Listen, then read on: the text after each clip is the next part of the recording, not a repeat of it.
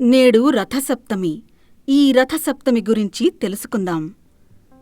రథసప్తమి అంటే సూర్యభగవానుని పూజించే పండుగ. మాఘమాస శుక్లపక్ష సప్తమి నాడు ఈ పర్వదినాన్ని ఘనంగా నిర్వహించుకుంటారు. రథసప్తమి మహాతేజం.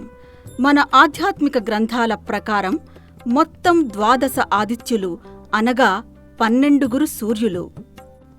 సంవత్సరంలో ఒక్కో నెలకు ఒక్కో సూర్యుడు ప్రాధాన్యత వహిస్తాడు.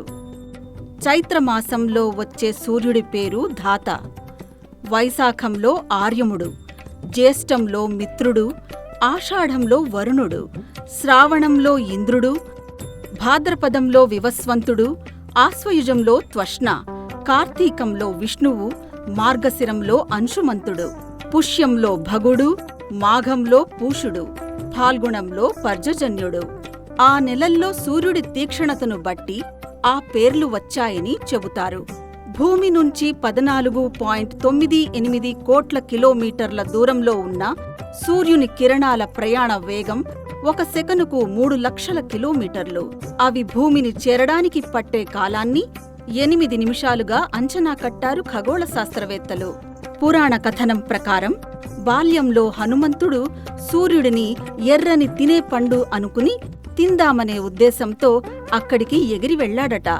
అందుకోసం హనుమ వెళ్లిన దూరాన్ని యుగ సహస్ర యోజన పరభాను అని తులసీదాస్ హనుమాన్ చాలీసాలో చెబుతారు. దీన్ని లెక్కగడితే యుగం 12,000 ఏళ్లు, సహస్రం 1000, యోజనం 8 మైళ్లు, మైలు 1.6 కిలోమీటర్లు కలిపి దాదాపు 15 కోట్ల కిలోమీటర్లు.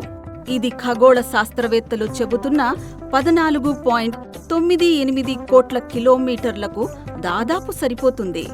సూర్యకాంతి 7 వర్ణాల కలయిక అని వైజ్ఞానికులు చెబుతుంటే ఆయన 7 గుర్రాలున్న రథం మీద లోక సంచారం చేస్తాడని వేదవాంగ్మయం చెబుతోంది.